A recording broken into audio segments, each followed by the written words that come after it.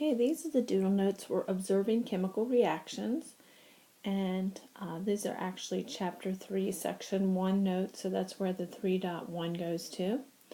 And so we're going to talk about what's specifically involved in creating a chemical reaction.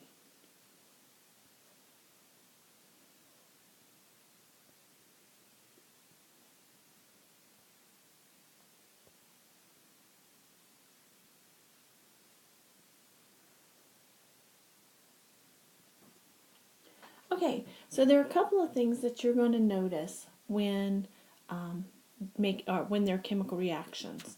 And they don't all have to happen. Sometimes you might notice one or two of these things. So if I have a test tube,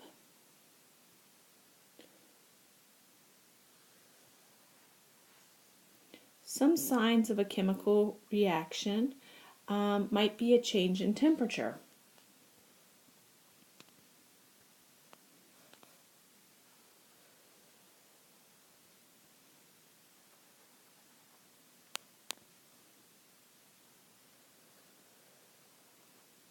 Okay, so you might notice that the temperature goes up, or you might notice that the temperature goes down. So you're going to have a temperature change. Okay, so something else that you might notice is that a gas is produced.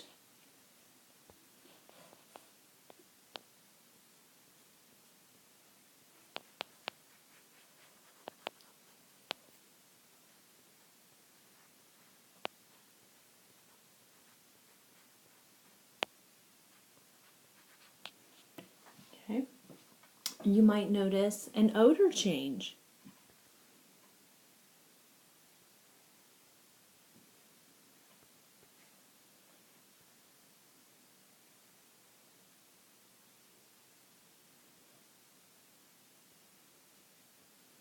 So there's a nose with some smell waves coming out of there. Okay, so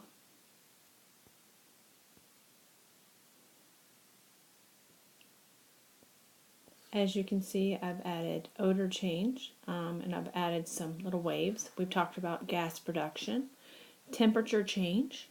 You might notice a color change.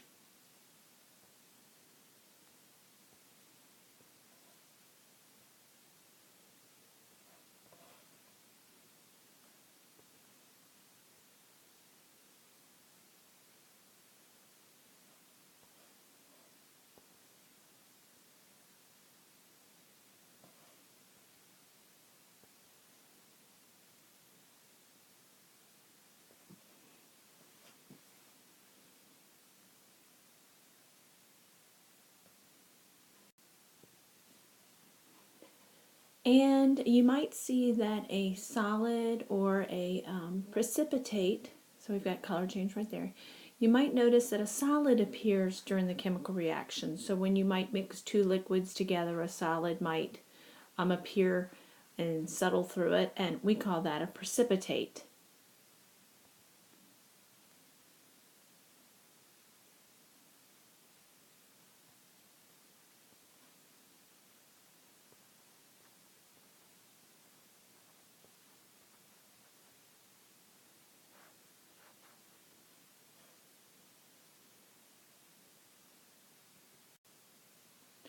And so, as you can see, as we have a chemical reaction, we might see the production of a gas, color change, temperature change. A solid may appear called a precipitate, and there might be an odor change. So all these are evidences of a chemical reaction, and they happen on their own. They don't happen with me manipulating the temperature by putting it near a flame, or me adding food coloring to it. Those are all physical changes. But when you mix two substances together and you start seeing any of these things happening on their own, then you possibly have a chemical reaction. And I'm just going to readdress what a precipitate is. And that's when you take, like this is a test tube. Now these are awfully big test tubes. But a precipitate is a solid that appears when during a chemical reaction. So I might have a liquid in there. Okay, I might have a liquid in here, and then I drop another liquid in.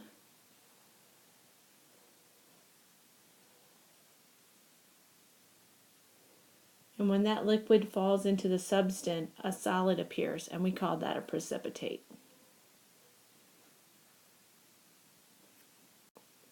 Okay? So now we're going to talk about the difference between endothermic and exothermic. So this is what I have on the top half of my page. I'm going to move it down to the bottom half.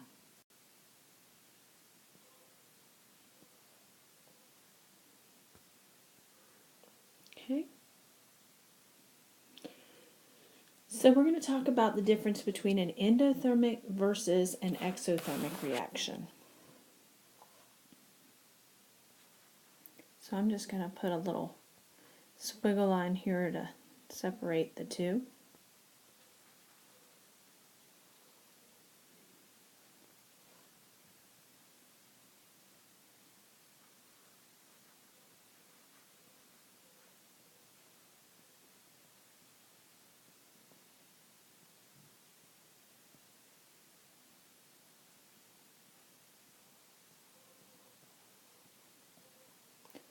And you're going to see that it's actually, the description is in the name.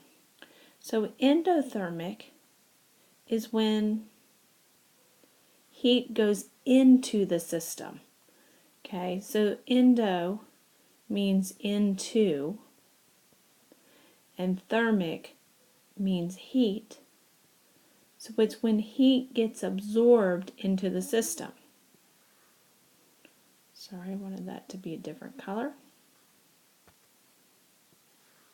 Okay, so it absorbs heat, and it's going to feel cold to the touch because it's taking in all the heat. So if I have like a cold pack,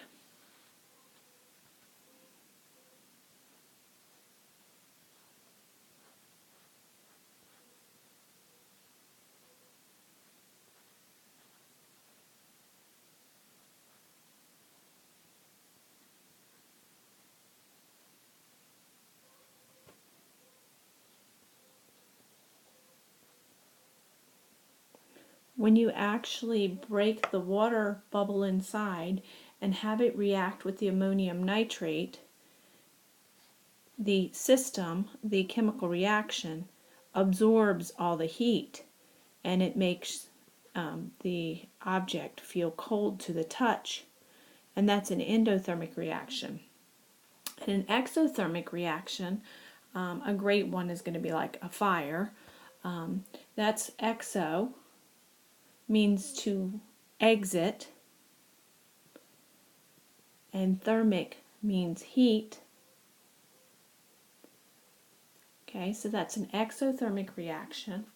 And a good example of that is hot hands, something you might use at a sporting event or while hunting or skiing or fishing to keep your hands warm.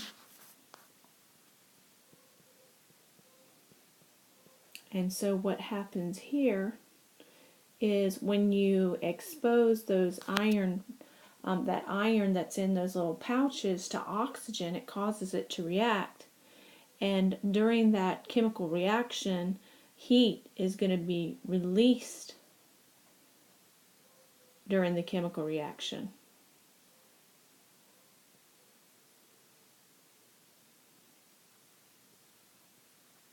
And so it's going to feel hot to the touch because heat is being released. Now we're going to turn the page over, and we're just going to do a quick little thing on what happens during a chemical reaction.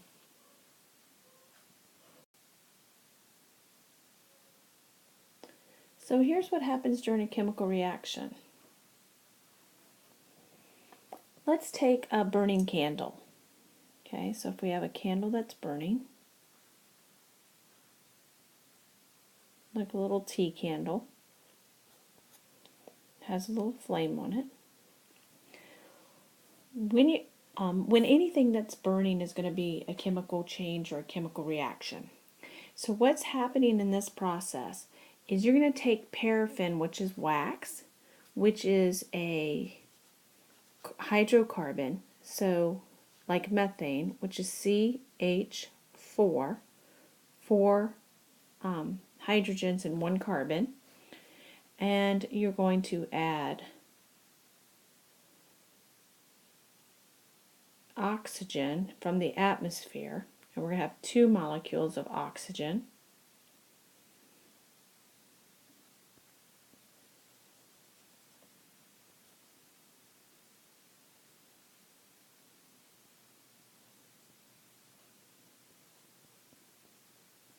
Because you need oxygen and wax in order for a candle to burn. You're going to add fire, which is the energy, and it's going to create these molecules are going to shift, so the carbon and the 4 hydrogens are all going to break apart, and the 2 O2 molecules are going to break apart, and they're going to reform, and you're going to get carbon dioxide, CO2, and actually 2 molecules of water vapor. So believe it or not, you're making water when you burn a candle.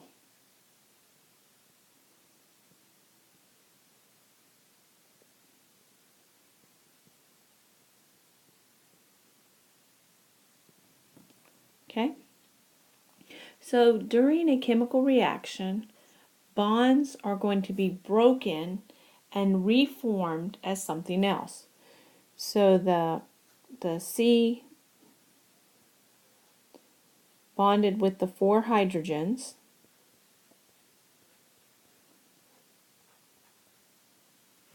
that bond is going to get broken, and those hydrogens are going to be loose.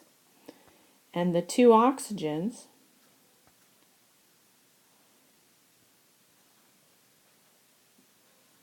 their bonds are going to break, and they're going to be loose. So these hydrogens are just going to kind of be floating around, ready to attach to something else during a chemical change. And then on the other side, they're chemically reacting. They're going to come together. The carbon is going to come over here to form carbon dioxide. One of these oxygen is going to come over here. Another oxygen is going to come over here. Okay, so you have your carbon dioxide. And then the other 2 oxygens are going to come to the product side. And they're going to combine with the hydrogens. So these hydrogens are going to combine to that one.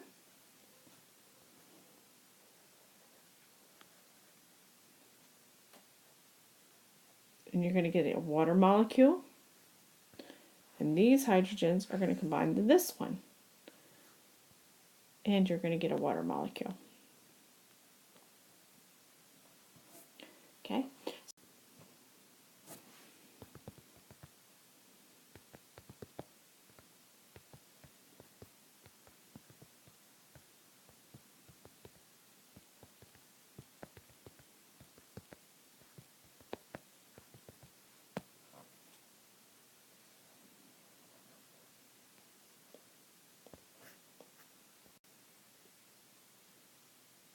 Okay. And that's it.